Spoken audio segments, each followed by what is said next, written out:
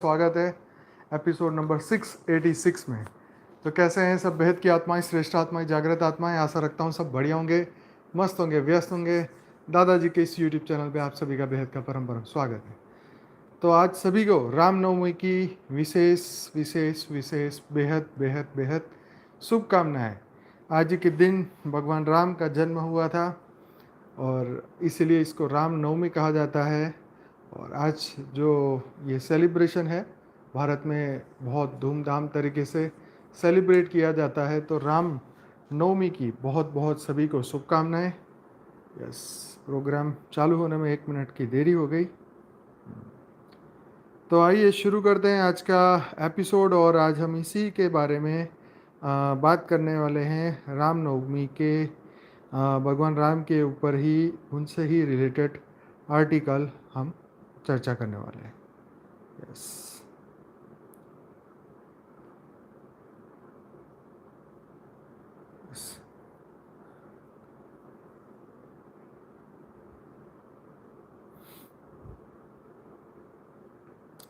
तो आज मेरे पास कुछ ज़्यादा कोट्स नहीं है, बस यही है कि श्री राम नवमी के सबको हार्दिक शुभकामनाएं। राम मतलब रोम रोम में है, राम हर घर आंगन में है। मन से रावण जो निकाले, राम उसके मन में है। तो ये बहुत बढ़िया कोट अभी हमारे पास है।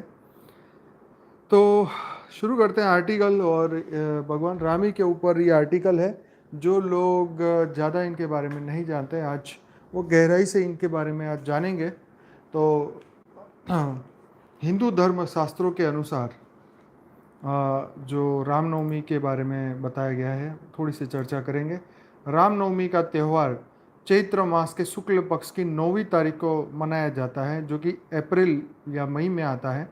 हिंदू धर्मशास्त्र के अनुसार इस दिन मर्यादा पुरुषोत्तम भगवान श्री राम जी का जन्म हुआ था। तो ये बहुत ही गजब का दिन है। हैप्पी बर्थडे है श्री राम जी का, भगवान राम जी का आज बर्थडे। तो बहुत ही शुभ दिवस आज के दिन।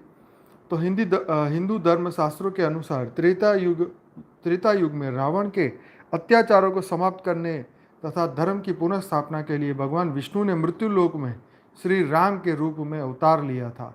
श्री रामचंद्र जी का जन्म चैत्र शुक्ल की 9वीं दिन पुनर्वसु नक्षत्र तथा कर्क लग्न में राशि कौशल्या की कोख से राजा दशरथ के घर में हुआ था। रामनवमी का त्यौहार पिछले कई हजारों सालों से मनाया जा रहा है। रामायण के अनुसार अयोध्या के राजा दशरथ की 3 पत्नियां थी, लेकिन बहुत समय तक कोई भी राजा दशरथ को संतान का सुख नहीं दे पाई थी, जिससे राजा दशरथ बहुत परेशान थे। पुत्र प्राप्ति के लिए राजा दशरथ को ऋषि वशिष्ठ ने पुत्र कामोष्ठी यज्ञ कराने को विचार दिया। इसके पश्चात राजा दशरथ ने अपने जमाई महर्षि ऋषशृंग से यज्ञ कराया। तत्पश्चात यज्ञ कुंड से एक दिव्य पुरुष अपने हाथों में खीर की कटोरी लेकर बाहर निकले। देखो मस्त बात है, एक दिव्य पुरुष अपनी हाथों में खीर की कटोरी लेकर बाहर निकले। यज्ञ समाप्ति के बाद महर्षि ऋषशृंग ने दशरथ की तीनों पत्नियों को एक एक कटोरी खीर खाने को दी। खीर खाने के कुछ महीनों बाद ही तीनों रानियां गर्भवती हुई। ठीक 9 महीने बाद राजा दशरथ की सबसे बड़ी रानी कौशल्या ने राम को जो भगवान विष्णु के 7वें अवतार थे, कैकेयी ने भरत को और सुमित्रा ने जुड़वा बच्चों को लक्ष्मण और शत्रुघ्न को जन्म दिया। भगवान राम का जन्म धरती पर दुष्ट प्राणियों को संहार करने के लिए हुआ था। तो ये बहुत बड़ी बात यहाँ पे बताया। तो इसमें कबीर साहिब जी भी कहते हैं कि आदि राम की परिभाषा बताते हुए, आदि राम वह अविनाशी परमात्मा है जो सब सृजनहार व पालनहार है, जिसके एक इशारे पर धरती और आकाश काम करते हैं, जिसकी स्तुति में 33 कोटि देवता नतमस्तक रहते हैं, जो पूर्ण मोक्षदायक व स्वयंभू है। एक राम दशरथ का बेटा, एक राम घट घट में बैठा, एक राम का सकल उजियारा एक राम जगत से न्यारा। तो ये उनकी कुछ पंक्तियां हैं।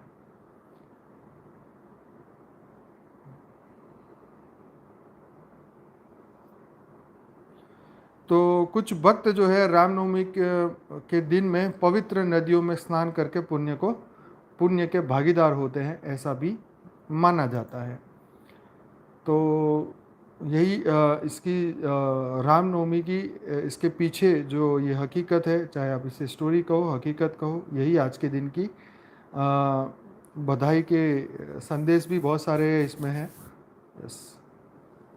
बहुत सारे लोग आज के दिन जो है व्रत उपवास और आदि चीज़ें रखते हैं। तो आइए अभी आर्टिकल पे चलते हैं। राम के आध्यात्मिक व वैज्ञानिक लाभ। राम नाम के आध्यात्मिक व वैज्ञानिक लाभ। राम का शब्द रा मतलब रकार मकार से मिलकर बनता है। राम रकार और मकार से मिलकर बनता है। रा मतलब अग्नि स्वरूप है, वह हमारे दुष्कर्मों का दाह करता है, रा। और म जल तत्व का घोतक है। जल आत्मा की जीवात्मा पर विजय का कारक है। जल आत्मा की जीवात्मा पर विजय का कारक है। इस प्रकार पूरे तारक मंत्र श्री राम जय जय राम का सार है शक्ति से परमात्मा पर विजय। वाजीवा। अब राम नाम उच्चारण की वैज्ञानिकता समझते हैं। योग शास्त्र में रा वर्ण को और ऊर्जा का कारक माना गया है। यह हमारी रीढ़ रज्जु के दाई और स्थित पिंगला नाड़ी में स्थित है। यहाँ से यह शरीर में पोषक ऊर्जा का संचार होता है। म वर्ण को चंद्र ऊर्जा का कारक अर्थात स्त्रीलिंग माना गया है। यह ऊर्जा रीढ़ रज्जु के बाईं ओर स्थित ईड़ा नाड़ी के प्रवाहित होती है। इसलिए कहा गया है कि श्वास और निश्वास तथा निरंतर रकार रा और मकार म का उच्चारण करते रहने के कारण दोनों नाड़ियों में प्रवाहित ऊर्जा में सामंजस्य बना रहता है। अध्यात्मवाद में माना जाता है कि जब व्यक्ति रा शब्द का उच्चारण करता है तो इसके साथ साथ उसके आंतरिक पाप बाहर आ जाते हैं। इस समय अंतःकरण निष्पाप हो जाता है। अभ्यास में भी रा को इस प्रकार उच्चारित करना है कि पूरे का पूरा श्वास बाहर निकल जाए। इस समय तानदेन से रिक्तता अनुभव होने लगती है। इस स्थिति में पेट बिल्कुल चिपक जाता है, मतलब जो उच्चारण करते हैं तो। किंतु रा का केवल उच्चारण मात्र ही नहीं करना है, इसे लंबा खींचना है, रा ऐसे करके। अब म का उच्चारण करें। म शब्द बोलते ही दोनों होठ स्वतः एक ताल के समान बंद हो जाते हैं और इस प्रकार बाह्य विकार के पुनः अंतःकरण में प्रवेश पर बंद होठ रोक लगा देते हैं। राम नाम अथवा मंत्र जपते रहने से मन और मस्तिष्क पवित्र होते हैं और व्यक्ति अपने पवित्र मन में परब्रह्म परमेश्वर के अस्तित्व को अनुभव करने लगता है। तो बहुत ही सुंदर डिस्क्रिप्शन है ये। अब जीवन में 4 कीमती रत्न कौन से हैं? तो भरत जी ने श्री राम जी से पूछा तो उन्होंने कहा पहला रत्न है क्षमा। तुम्हारे लिए कोई कुछ भी कहे, तुम उसकी बात को कभी अपने मन में न बिठाना और ना ही उसके लिए कभी प्रतिकार की भावना मन में रखना, बल्कि उसे माफ़ कर देना। बहुत बहुत बड़ी बात है, बहुत बड़ी बात है। राम का जो कैरेक्टर था वो हमेशा क्षमा, मतलब तो बहुत ही सुंदर उनका स्वभाव था। वाकई में जब वो मनुष्य अवतार में होंगे तो वो उनकी पर्सनालिटी क्या गजब की होगी। कितने सरल स्वभाव के होंगे, कितना दयालु, प्रेम भाव, कितना आनंद के सागर होंगे वो। जब भी मनुष्य अवतार में होंगे तो कितना सुंदर, मतलब एकदम गजब का उनका पर्सनालिटी होगा। तो दूसरा रत्न है भूल जाना। अपने द्वारा दूसरों के प्रति किए हुए उपकार को भूल जाना। कभी भी उस किए हुए उपकार का प्रतिलाभ मिलने की उम्मीद मन में न रखना। तीसरा रत्न है विश्वास। हमेशा अपने मेहनत और उस परमपिता परमात्मा पर अटूट विश्वास रखना, यही सफलता का सूत्र है। चौथा रत्न है वैराग्य। हमेशा याद रखना कि जब हमारा जन्म हुआ तो निश्चित है कि हमें एक दिन मरना भी है।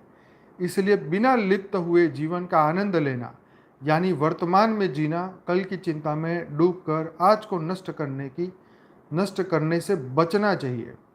ये भी बहुत बहुत ही अच्छी शिक्षा दी है। अब क्वेश्चन, भरत जी ने श्री राम को फिर से क्वेश्चन किया, उत्तम भक्त किसे कहते हैं?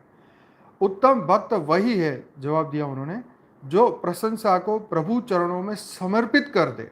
क्या? प्रशंसा को प्रभु चरणों में समर्पित कर दे और निंदा को अपनी गांठ में इस प्रण के साथ रख ले कि इस निंदा को प्रशंसा में अवश्य बदलूंगा और भगवान को भेंट चढ़ाऊंगा।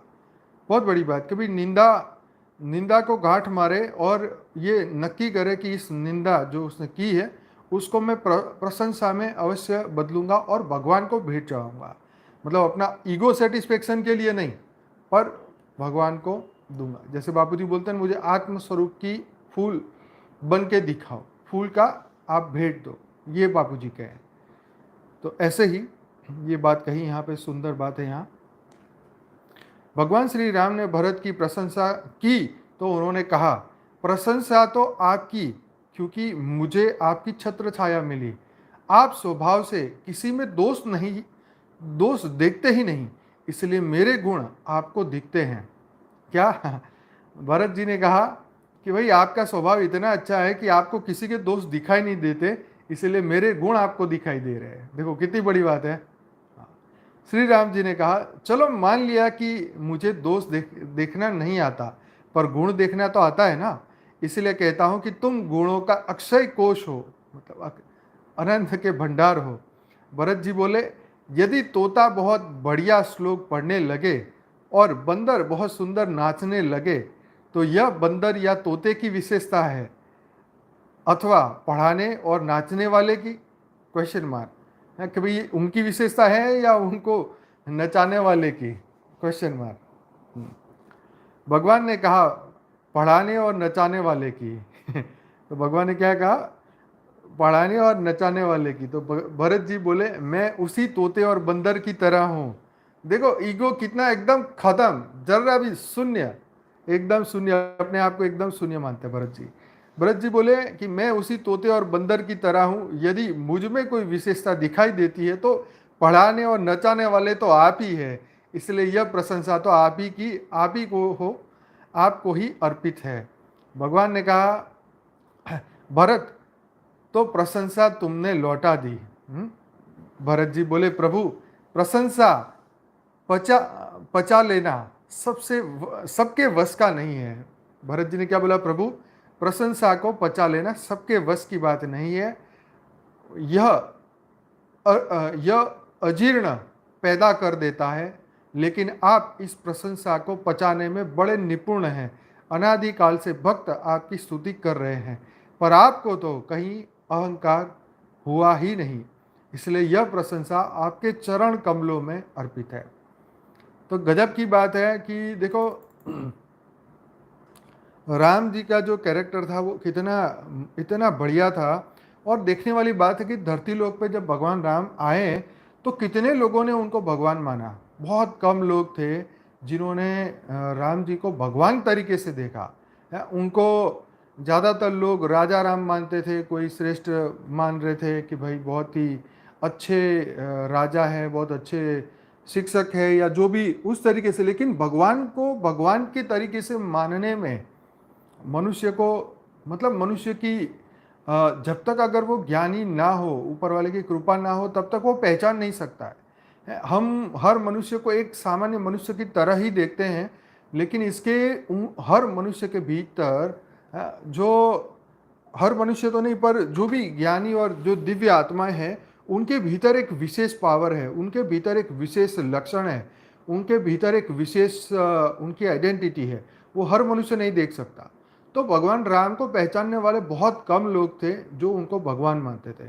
और कृष्ण को भी कितने लोगों ने भगवान माना है। कृष्ण को तो कोई चोर बोलता है, कोई कालिया बोलता है, कोई कुछ बोलता है, कोई कुछ बोलता है। तो उसको भगवान जानना तो उनके कितने गुण हो तब कोई किसी को पहचान पाता है। पागल बंदा कोई अच्छे बंदे को पहचान पाएगा? नहीं पहचान पाएगा। जो पढ़ा लिखा नहीं है, जो अनपढ़ हो, वो पढ़े लिखे व्यक्ति के पास जो डिग्री है उसके बारे में पता ही नहीं कर पाएगा कि इस डिग्री का क्या मतलब है, ये क्या पढ़ा हुआ है, सामने वाला कौन है, क्या है, वो कैसे पता करेगा। तो जो अज्ञानी जीव है वो भगवान को कभी नहीं पहचान पाएंगे। और जो ज्ञानी है वो अपने ज्ञान से पहचान पाते हैं कि भाई इनके अंदर ये गुण है, इनके अंदर ये ज्ञान है, तो डेफिनेटली ये भगवान है। तो भगवान को भगवान की तरीके से जानना ये बहुत गजब की बात है। ये हर व्यक्ति की और एक हर मनुष्य की बस की बात नहीं है। उसके लिए दिव्य दृष्टि डेफिनेटली चाहिए। तो बापूजी ने भी जो ज्ञान दिया और ज्ञान को ज्ञान की दृष्टि से देखा, हाँ, और ज्ञान की दृष्टि से पहचाना।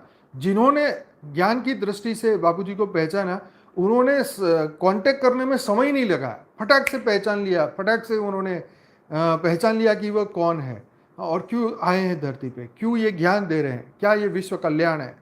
तो ये गजब की बात है कि वो आत्माएं उनको पहचान लेती है जो भीतर से वो ज्ञानी है, जो ज्ञान की दृष्टि को जानते हैं, जिनके पास दृष्टि है वो पहचानने की। हजारों लोगों में से तुम उन व्यक्ति को पहचान लो, ये बहुत बड़ी परमात्मा की कृपा है कि तुम्हारे पास वो दृष्टि मिली तुम्हें कि तुम उनको जान पाए। अदरवाइज देखो 5 करोड़ लोग हमारे यूट्यूब चैनल पे आए, उसमें से 3 लाख लोगों ने चैनल को सब्सक्राइब किया, और उसमें से कितने लोग हमारे यहाँ लाइव मेडिटेशन में आते हैं, या कितने लोग जो है वो हमारे ग्रुप से जुड़े या विश्व कल्याण के लिए, विश्व शांति के लिए जो है वो कर रहे हैं। तो ये एक दृष्टि की बात होती है कि जब हमें वो हम उनको पहचान लेते हैं, राइट। जब हम उनको पहचान लेते हैं तभी वो पावर, वो शक्ति और वो हमारे अंदर आना शुरू होता है। जब तक हम पहचानेंगे नहीं तब तक तो हम उनको एक सामान्य मनुष्य की तरह ही देखेंगे। और जब हम उनको एक गुरु ही मानेंगे कि वे धरती लोक के गुरु है, एक साधु है, एक संत है, तो फिर उनको प्राप्ति भी उतनी ही होगी, राइट। तो ये बहुत कमाल की बात है। आज देखो हमारे एक एक वीडियो पे 60 पति पत्नी के रहस्य वाले वीडियो में जो 1 करोड़ लोगों ने देखा है, 65,000 लोगों ने लाइक किया है। तो क्या 65,000 लोग हमें फॉलो करते हैं? नहीं, फॉलो नहीं करते, सिर्फ देखते हैं, सुनते हैं, उनको अच्छा लगता है। कई लोग कई सालों से देख रहे हैं, सुन रहे हैं, राइट। बड़े बड़े साइंटिस्ट भी देख रहे हैं, सुन रहे हैं, लेकिन जुड़ने में अभी उनको समय लगेगा, क्योंकि जब उनकी आत्म जागृति होगी तब अंदर से आवाज होगा, तब वो ज्ञान की दृष्टि से पहचानेंगे, तब वो जुड़ेंगे। तो उनको थोड़ा सा और समय चाहिए अपने आप को तैयार करने में। तो इसीलिए जो लोग समय से पहले जान लेते हैं उनकी महत्वता बहुत विशेष है। तो आप सोचो कि भगवान राम को जिन्होंने उस वक्त भगवान समझ के पहचान लिया, वो आत्माएं कितनी श्रेष्ठ थी। कृष्ण को जब कृष्ण धरती पे आए तो उनको भगवान के तरीके से पहचाना, वो आत्माएं कितनी श्रेष्ठ थी। कोई सखा कहे, कोई दोस्त कहे, कोई कुछ कहे, लेकिन उन्होंने उस भगवान के जो उनके भीतर जो जो परम तत्व है, परम लाइट, परम प्रकाश है, उनको तो नहीं समझ पाए ना वो। तो ये बहुत बहुत भाग्य की बात होती है कि मनुष्य मृत्यु से पहले ये पहचान ले कि ये कौन बोल रहा है, ये क्यों बोल रहा है, ये उनका लक्ष्य कौन क्या है। तो ये ज्ञान की दृष्टि जब प्राप्त होती है तब ये पहचान पाते हैं, राइट। तो चलिए आगे बढ़ते हैं। अब आगे very important advice to true bhakti marg soul, Ram ji का पक्के जो भक्त हैं उनके लिए शास्त्र में आता है कि भजनस्य की लक्षणम, भजन का लक्षण क्या है। भजनस्य लक्षणम रसनम, अंतरात्मा का रस जिससे उभरे उसका नाम है भजन। क्या? अंतरात्मा का रस जिससे उभरे उनका नाम उनका नाम है भजन। वस्तु व्यक्ति भोग सामग्री के बिना भी हृदय में जो आनंद आता है, रस आता है, वह भजन का रस है।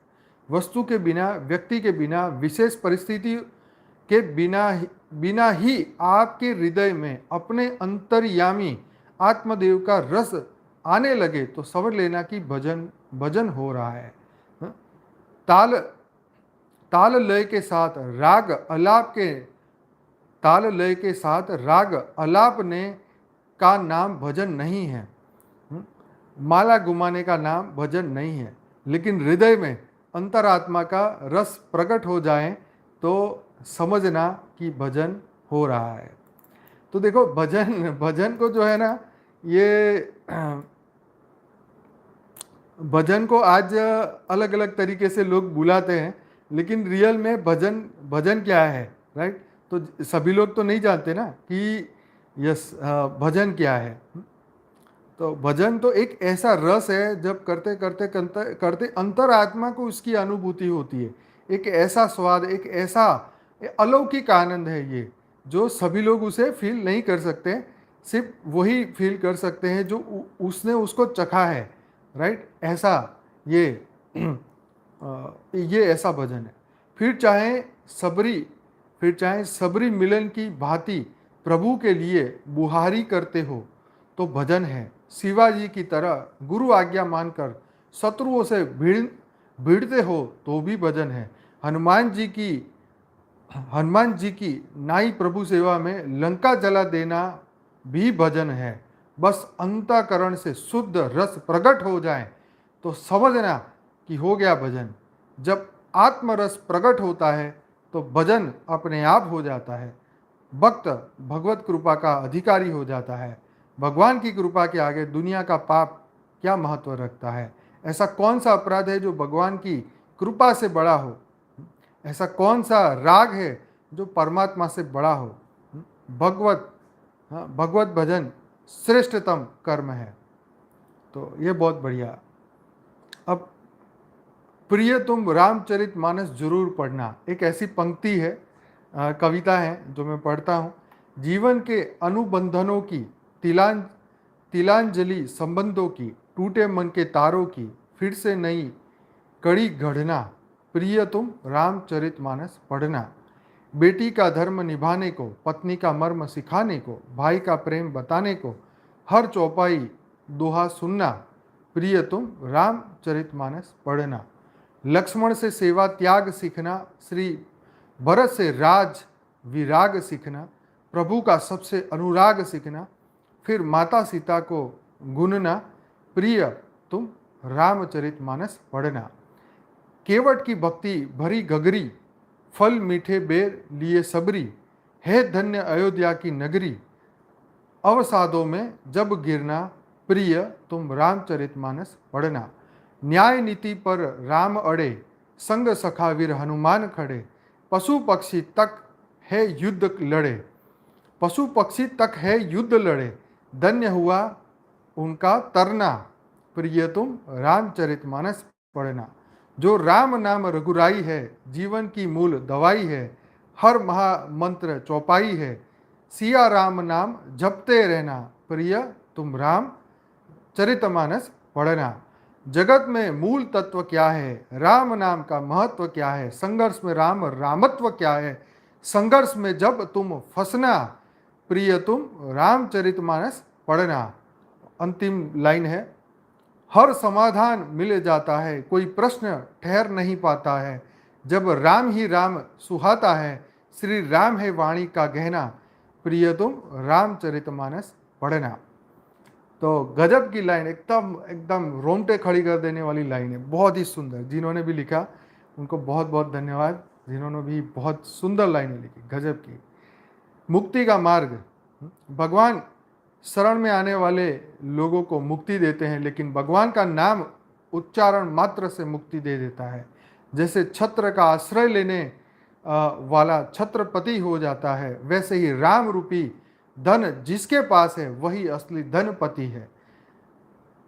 सुगति रूपी जो सुधा है वह सदा के लिए तृप्त करने वाली होती है। जिस लाभ के बाद में कोई लाभ नहीं बच जाता है, जहाँ कोई दुख नहीं पहुँच सकता है, ऐसे महान आनंद को राम नाम प्राप्त करवाता है। कैसे? इसे ऐसे समझते हैं, भगवान नाम के समुद्र में भगवान के नाम से समुद्र में पत्थर तैर गए तो व्यक्ति का उद्धार होना कौन सी बड़ी बात है। राम अपने भक्तों को धारण करने वाले हैं। राम नाम अन्य साधन निरपेक्ष स्वयं सर्वसमर्थ पर ब्रह्म है। तो बहुत ही अच्छी बात, बहुत अच्छी लाइनें लिखी है।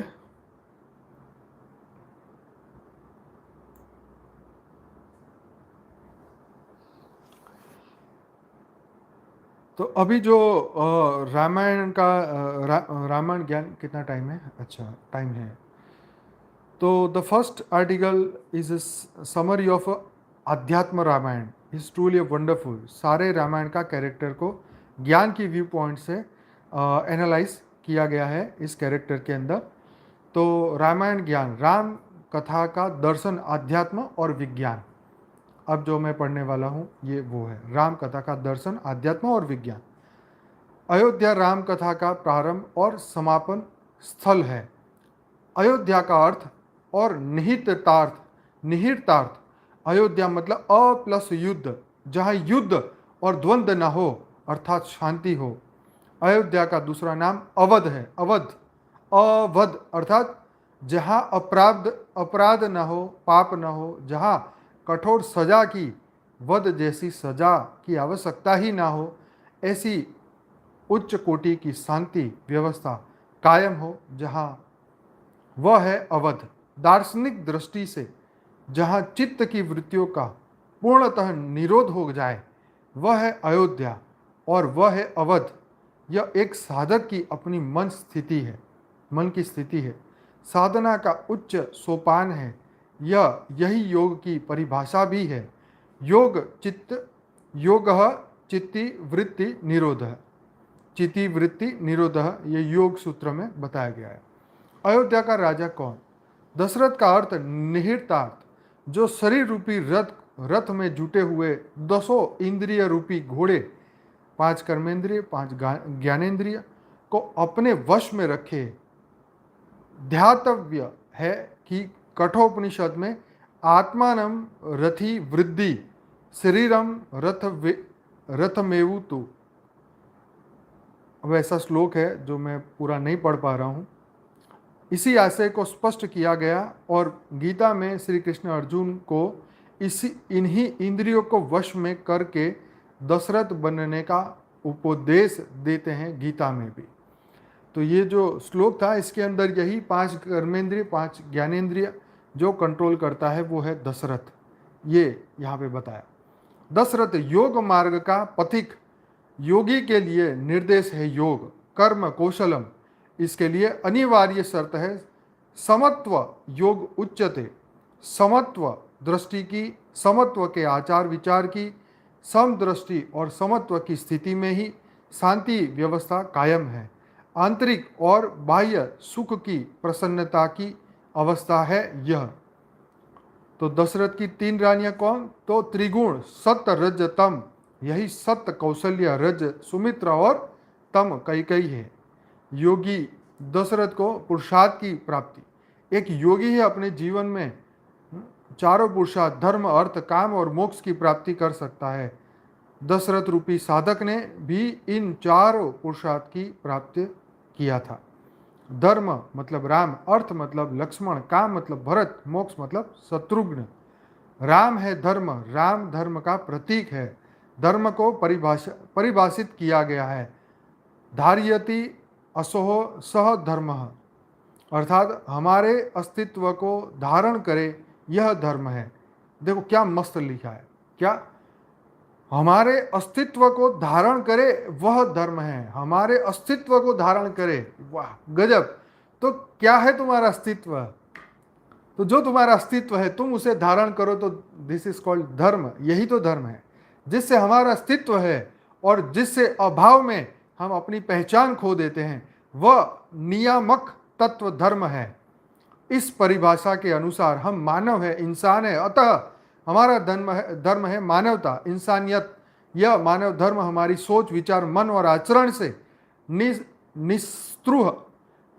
निस्तृत होता है, इसलिए इसका नाम है राम। रमयते इति राम, अर्थात जो हमारे शरीर में अंग प्रत्यंग में रम रहा है वही है राम और वही है धर्म। इस राम के कई रूप हैं, सबकी अपनी अपनी अनुभूतियां हैं। एक राम दशरथ का बेटा, एक राम है घट घट लेटा, एक राम का जगत पसारा, एक राम है सबसे न्यारा। लक्ष्मण है अर्थ, जिसका लक्ष्य हो राम। वाह! लक्ष्मण है अर्थ, जिसका लक्ष्य हो राम, जिसका एकमात्र ध्येय है राम, वही है लक्ष्मण। अर्थ का धर्म के साथ अनिवार्य रूप से जुड़ जाना ही अर्थ की सार्थकता, उसकी उपयोगिता और उसका गौरव है। अर्थ और धर्म का युग ही कल्याणकारी, अर्थ और धर्म का युग्म ही कल्याणकारी, लोक मंगलकारी है। अर्थ का साथ होने पर ही धर्म अपने उद्देश्य में सफल हो सकता है, लेकिन यह अर्थ उपयोगी तब है जब यह भोग लिप्सा और विलासिता से दूरी बनाए रहें। भोग तो रहेगा, लेकिन त्यागमय भोग। तेन तत्के तेन भूंजी था के रूप में, कोई संस्कृत की लाइन है जो मेरे को आती नहीं बोलनी, उसके लिए सॉरी है। राम रूपी लक्ष्य को छोड़कर जो अन्यत्र न भटके वह है लक्ष्मण। गजब की डेफिनेशन है। राम रूपी लक्ष्य को छोड़कर अन्यत्र न भटके वह है लक्ष्मण। भरत है काम, भरत का अर्थ है भा प्लस रत। भा मतलब ज्ञान, रत मतलब लीन, अर्थात जो सतत ज्ञान में लीन है वह है भरत। सुपर। भरत का मीनिंग है भारत, उसकी संधि छोड़े तो भा मतलब ज्ञान, रत मतलब लीन, अर्थात जो सतत ज्ञान में लीन है वह है भरत। जिसकी सोच, जिसके विचार, जिसके कार्य, जिसकी जीवन शैली काम को भी महनीय, नमनीय और वंदनीय बना दे वह है भरत। यस, काम को हे दृष्टि से देखने वालों की जो धारणा बदल दे वह है भरत। काम की सर्वोच्च का जो दिग्दर्शन करा दे वह है भरत। शत्रुघ्न है मोक्ष। कामना तो सर्वव्यापी है। क्या? कामना तो सर्वव्यापी है। कामना की पूर्ति न हो तो अशांति और क्रोध की उत्पत्ति होती है, परंतु जिसकी कोई कामना ही नहीं वह है शत्रुघ्न। लक्ष्मण की कामना है राम, भरत की कामना है राम, परंतु जिसे राम की भी कामना नहीं, जो वितरागी है, जिसका अपना नहीं, कोई पराया नहीं, कोई शत्रु नहीं, वही तो है शत्रुघ्न। जिसने अपने समस्त मनोवृत्तियों पर विजय प्राप्त की हो वही है शत्रुघ्न।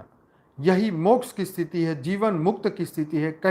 कैवल्य और निर्वाण की परिकल्पना इसी भाव से ओतप्रोत है। गजब की लाइन है, गजब।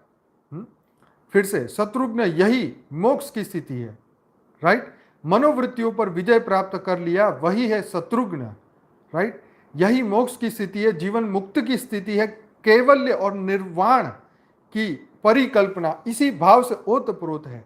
यही गीता की शब्दावली में स्थित प्रज्ञ है। बका और फना में इसी प्रकार के वितरागी जीवन की परिकल्पना है। जीवन मुक्त जगत का कार्य तो करना है, लेकिन कार्य से मुक्ति किसी की नहीं हो सकती। लेकिन अब उनका कर्म निष्काम कर्म है, उसका कार्य कर्म योग है। यह योग की पूर्णता है। यह कर्म, अकर्म, विकर्म इन सभी कोटियों से ऊपर, बहुत ऊपर की अवस्था है। गजब की। देखो कितना ज्ञान भरा पड़ा है इस आर्टिकल के अंदर। मतलब पढ़ते पढ़ते मैं खुद इतना उत्साहित हो रहा हूँ, मुझे इतनी खुशी हो रही है इसको पढ़ते हुए कि देखो, अगर हम ये ना पढ़ते, अगर ये आर्टिकल हमारे सामने नहीं आता, अगर हम इस पर चर्चा ना करते, हम पढ़ते नहीं, तो हमारे अंदर ये एनर्जी कहाँ से प्रकट होती? बताओ। कितनी गजब की बातें लिखी हुई है। तो इसीलिए इन आर्टिकलों से हमारे भीतर की जो शक्तियाँ हैं वो जागृत होती है। राइट? हमारा बेहद का ज्ञान तो सबसे आगे है, लेकिन जब हम इनको भी जानते हैं तो हमारे भीतर जो है ना एक ऐसी खुशी छाती है कि ये रियल में अनबिलीवेबल है। पुरुषार्थी वृत्ति की परिणति दान वृत्ति में है। लोक कल्याण, धर्म और अर्थ राम और लक्ष्मण को सुपात्र जगत के मित्र विश्वामित्र के हाथों सौंप देना ही पुरुषार्थ की उपादेयता और उपयोगिता है। प्रत्येक पुरुषार्थी का यह सामाजिक दायित्व बनता है कि राष्ट्र की प्रगतिशीलता, विकास, उत्थान में बाधक आसुरी प्रतिगामी प्रवृत्तियां ताड़का, सुबाहु, मारीच से सृजनशील शोध संस्थानों, यज्ञशालाओं, प्रयोगशालाओं की रक्षा करे। आज भी समर्थवानों से, संवेदनशीलों से यही अपेक्षा है। धनुष यज्ञ का अर्थ और निहितार्थ। शिव महायोगी है। साधना के क्षेत्र में प्रत्येक साधक को जिस धनुष को तोड़ना पड़ता है, लेकिन एक महायोगी शिव के धनुष को तोड़ सकता है, कोई वंचक या ढोंगी नहीं। शिव के धनुष का नाम पिनाक है। क्या? शिव के इस धनुष का नाम पिनाक है। और निरुक्त में पिनाक का अर्थ बताया गया है कि रंभ, मतलब रंभ पिनाकमिति दंडस्य, अर्थात रंभ और पिनाक दंड के नाम है। योग और अध्यात्म के क्षेत्र में यह पिनाक नाम मेरुदंड का है। पिनाक रूप में यही धनुष है। इसी धनुष की प्रत्यंचा को मूल धारा से खींच तान कर सहस्त्रार तक ले जाकर चढ़ाना पड़ता है। जो योगी होगा जिसे षट चक्र भेदन का भली भांति ज्ञान होगा, वही प्रत्यंचा चढ़ाकर धनुष को तोड़ सकता है। इसी धनुष के निचले सिरे मूल धारा के आज्ञा चक्र की यात्रा के बाद ही साधक शिव का मिलन शक्ति से होता है। राम एक योगी है। कुंडलिनी विद्या द्वारा ताड़का सुबाहु मारीच रूपी काम क्रोध लोभ मोह आदि कषाय कलमशों की विजित कर सहस्त्रार तक की यात्रा पूरी की थी। सहस्त्रार में सहस्त्र दल कमल खिलने की बात योग शास्त्र में बताई गई है। इसी सहस्त्रार रूपी पुष्प वाटिका में शिव राम का अपनी शक्ति सीता से प्रथम साक्षात्कार होता है। यही शक्ति शिव शक्ति का मिलन है। धनुष यज्ञ के माध्यम से राम सीता विवाह की कहानी शिव शक्ति के मिलन की कहानी है। जो योगी नहीं होगा वह धनुष को हिला भी नहीं पाएगा। योग बल के अभाव में, कुंडलिनी विद्या के अभाव में शारीरिक बल, धन बल, संख्या बल का कोई महत्व नहीं। इसी को सांकेतिक करते हुए गोस्वामी ने लिखा, भूप सहस 10 एक ही 12 लगे उठा वाही टरही न टारा। इसका मीनिंग मुझे नहीं समझ आया। राजा दशरथ एक अस्थिर योगी, मतलब योग का पथ कठिन साधना पथ है। थोड़ी सी अवसाधना भी साधक को उसके स्थान से, उसके प्राप्य और प्राप्ति से भटका सकती है। उसके जीवन में उथल पुथल मचा सकती है। त्रिगुण रूपी रानियां कौशल्या, सुमित्रा, कई प्रतिभाव असंतुलन राजा दशरथ को शासक दशरथ के स्थान पे शासित दशरथ बना देता है। फलतः अब वृत्तियों द्वारा शासित दशरथ की अभिलाषाएं, आकांक्षाएं अधूरी रहती हैं। परिस्थितियां विपरीत हो जाती है। शोक पश्चात दुख, अतिशय दुख और अंत में कष्टदायी मृत्यु। योग पथ में शिथिलता और सहस्त्रार तक की यात्रा पूरी न कर पाने के कारण तत्व साक्षात्कार में भी वंचित राम रूपी योगी धर्म साधक के योगी का कार्य है साधना स्वयं को, समाज को और राष्ट्र को। इस साधना के मुख्यतः 4 सोपान है: बुद्धि, चित्त, मन और अहंकार। धर्म का कार्य आचार व्यवस्था, विधि व्यवस्था, मानवता की स्थापना है। जंगल वह स्थान है जहाँ मानवता का शरण हो रहा है। राम वन गमन का यही निहितार्थ है। सत्य कौशल्या को विश्वास है। जो पितु मातु कहेऊ बन जाना, तो कानन पश अवध समाना। जहाँ धर्म है वही अयोध्या है, वही अवध है और वही सुशासन है। तो प्रथम सोपान बुद्धि जगत। जहाँ बुद्धि है वहाँ द्वंद्व है, अनेकता है, तर्क वितर्क है। जहाँ द्वंद्व है, द्वंद्वों से अतीत हो जाएं, तर्क शांत हो जाएं, मानसिक सामाजिक कलह न हो, वह है अयोध्या। अतः अयोध्या नगरी में या अयोध्या कांड में घटित समस्त राम लीलाएं बुद्धि की लीला है।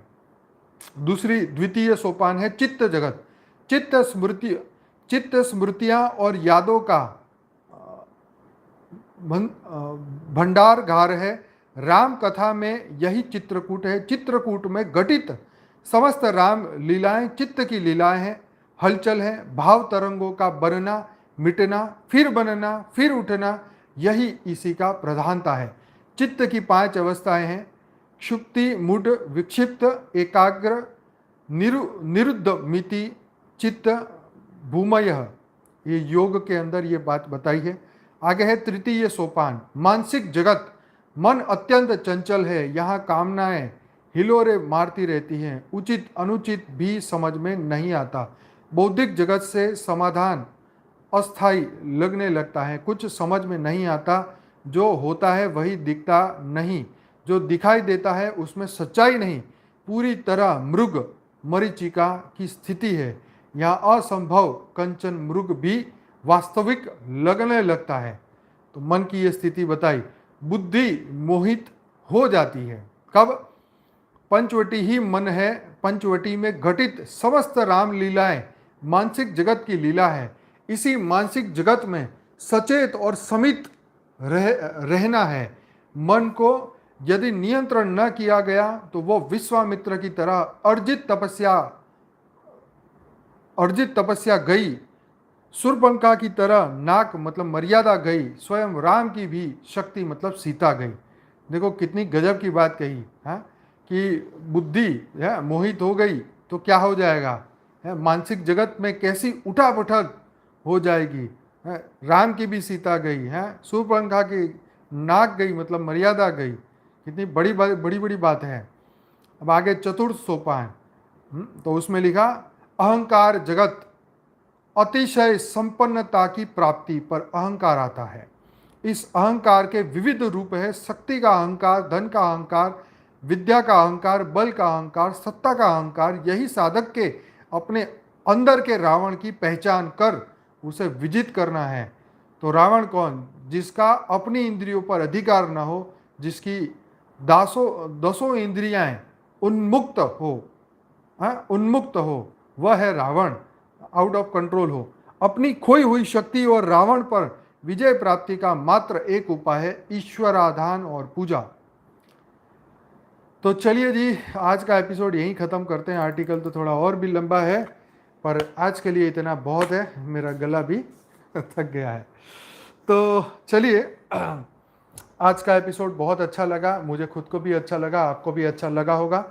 तो देखो, हर एक शब्द की अध्यात्म में इसकी वैल्यू है, राइट। आज हमने राम के कैरेक्टर को, भरत के, लक्ष्मण के, शत्रुघ्न के कैरेक्टर को जाना, उनको समझा। देखो वैसे मौका नहीं मिलता, लेकिन आज का दिन ऐसा है, तो शायद आज के दिन अगर आज के दिन में अगर ये चर्चा सुनी जाए या इस चर्चा को की जाए तो डेफिनेटली वो बहुत फास्ट तरीके से वो शक्ति, वो एनर्जी हम ग्रहण कर सकते हैं और हम इसको अनुभूति कर सकते हैं। क्योंकि आज का दिन पूरा वायुमंडल आज राम जी की जय के, हाँ, राम जी को याद करके, भगवान राम को याद कर करके आज का वायुमंडल इतना शुद्ध बना है। एटलीस्ट एक दिन के लिए ही सही, लेकिन आज का दिन जो है राम के नाम की बहुत ही महत्वता है आज के दिन में। तो आज के दिन में ये जो भी हमने चर्चा की, तो ये चर्चा को दोबारा भी जरूर सुनिएगा। ये बहुत ही ऐसी आर्टिकल बड़ी मुश्किल से आते हैं, मिलते हैं, और आज के दिन में वो मिले और वो चर्चा हो उस दिन में, तो ये बहुत ही सुपर्ब होता है, सोने पे सुहागा जिसे कहते हैं। तो इसलिए पूरा सुनिएगा, शेयर करिएगा अच्छा लगे तो, और ज़रूर लाइक कमेंट शेयर करिए, दुनिया तक पहुंचाइए। सबको जागृति की बहुत ज़रूरत है इस वक्त दुनिया में।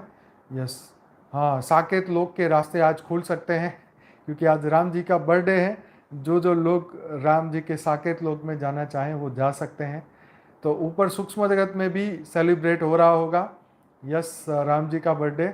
साकेत लोक में तो पटाखे फूट रहे होंगे, वहाँ पे तो खुशियाँ मनाई जा रही होगी। भले साकेत लोक, उसका डायमीटर हमें नहीं पता कितना बड़ा है, वो नहीं पता, कितने लोग रह रहे वो नहीं पता। डेफिनेटली एक लाइट का गोला होगा बहुत ही, अब वो कितना बड़ा कितना नहीं वो हमें नहीं पता, पर डेफिनेटली ये साकेत लोक जो बताया गया, राम का गोला, वहाँ डेफिनेटली बहुत सारे साकेत लोक में बहुत दिव्य आत्माएं रहती होंगी उनके भक्त वाली आत्माएं, उनके साथी, उनको प्रेम करने वाले। और डेफिनेटली यस बहुत ही खुशी की बात है कि आज के दिन ये हमें चांस मिला, हमने चर्चा की, तो बहुत एनर्जी की अनुभूति हो रही है, आप सबको भी हो रही होगी। तो चलिए अब हम बेहद की परम शांति के वाइब्रेशन दुनिया तक पहुंचाएं, और जितनी भी दिव्य आत्मा इस वक्त धरती पे हैं जो परम सत्य को ढूंढ रही हैं, उनको ये ज्ञान मिले, उनको ये परम सत्य का रास्ता मिले, उसके लिए हम आगे बढ़ते हैं। परम शांति के वाइब्रेशन पूरी दुनिया को नई एनर्जी प्रदान करें, और पूरी दुनिया के भीतर परम लाइट, परम प्रकाश पहुँचे। ये सबसे बड़ा हमारा कार्य है जो बाकी है, जो हमें करना है। तो बहुत बहुत धन्यवाद। यस बहुत बहुत धन्यवाद। अब सभी बेहद की आत्मा अपनी अपनी आंखें बंद करें, रिलैक्स हो जाएं, शांति से परम शांति की अवस्था में अपने आप को परम लाइट में देखने का अभ्यास करें, परम प्रकाश में देखने का अभ्यास करें। अपनी आत्मा को भ्रुकुटी के बीच में देखें। संपूर्ण परम परम परम शांति हो रही है, संपूर्ण परम परम परम लाइट पहुंच रही है, दिव्य एनर्जी, दिव्य प्रकाश समस्त दुनिया में पहुंच रहा है। चारों तरफ परम परम परम एनर्जी पहुंच रही है, दिव्य अनंत अनंत दिव्य एनर्जी चारों ओर पहुंच रही है। परम शांति के वाइब्रेशन चारों ओर पहुंच रहे हैं। सभी दिव्य आत्माओं को मैसेज मिल रहे हैं, परम लाइट, परम प्रकाश को दुनिया तक पहुंचा रहे हैं।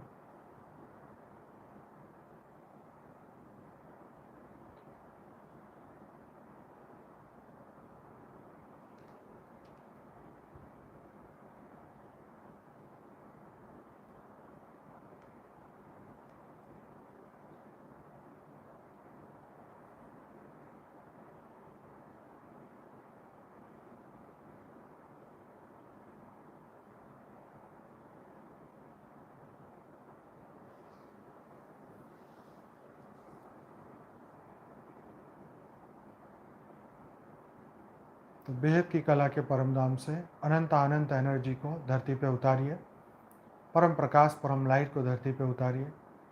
समस्त मल्टीवर्स में चार कला की पावर उतारिए। संकल्प करिए कि पूरा मल्टीवर्स बदल रहा है। सभी यूनिवर्स, G1 से लेकर G17 तक के यूनिवर्स, उसके भीतर जितनी भी अनंत अनंत गैलेक्सियाँ हैं, अनंत अनंत ब्रह्मांड है, सब बदलता जा रहा है। सब परम प्रकाश का बनता जा रहा है सब परम लाइट का बनता जा रहा है।